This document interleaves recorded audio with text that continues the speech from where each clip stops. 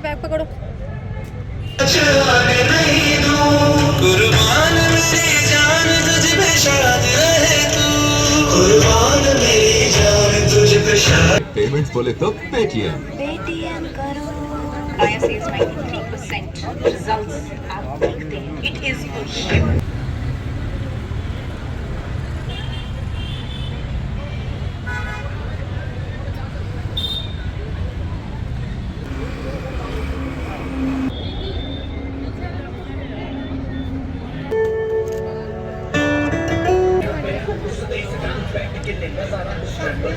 सोलह दिसंबर 1971 की लड़ाई में जो पाकिस्तान को हमने 93,000 सैनिकों के साथ घुटने टेकने पर मजबूर कर दिए थे, आज उसी दिन को याद करने के लिए हम आज यहाँ पर उपस्थित हुए हैं।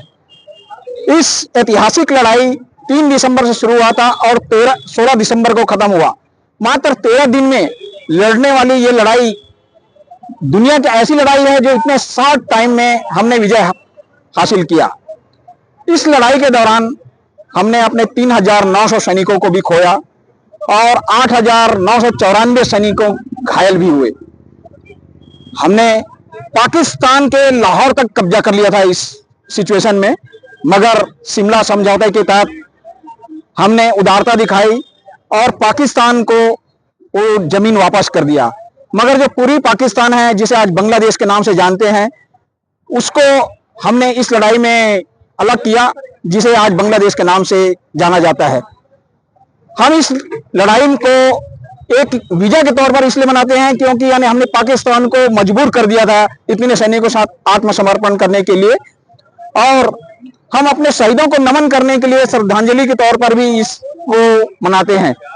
मगर मुझे आज थोड़ा अफसोस इसलिए है कि जिस पाकिस्तान के बांग्लादेश को हमने आज बनाया है, आज उस बांग्लादेश में हमारे माइनॉरिटी और हिंदुओं के साथ में बहुत जुल्म हो रहा है, अत्याचार हो रहा है। आज उनको भी हम एक श्रद्धांजलि दे रहे हैं। साथ में हम तमाम देशवासियों से एक अपील करना चाहते हैं, जो हमारे माननीय प्रधानमंत्री जी ने एक नारा दिया है, एक रहेंगे सेफ रहेंगे। ये कोई राजनीतिक तौर पर नहीं कह रहा हूं, ये बिल्कुल सही बात है। जहां हमारे में एकता होगी, हमारे कोई अखंड नहीं कर सकता।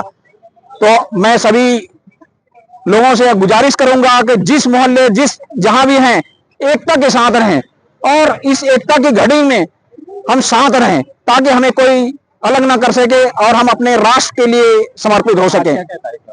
आज के इस विजय दिवस कार्यक्रम के बाद हम ऑडिटोरियम में एक सांस्कृतिक कार्यक्रम कर रहे हैं, जिसमें देश के और अपने राज्य के लोगों को सम्मानित करेंगे जो इस वार में पार्टिसिपेट किए हैं, और बच्चों को इस देशभक्ति के लिए प्रेरित करेंगे।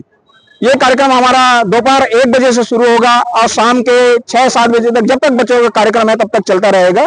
तो हम इस नगर वासियों से सभी आग्रह करेंगे कि आप उस कार्यक्रम में शामिल हों और बच्चों का हौसला अफजाई करें। मैं राजेश कुमार शर्मा, अध्यक्ष भूतपूर्व सैनिक कल्याण संगठन राजनांदगांव।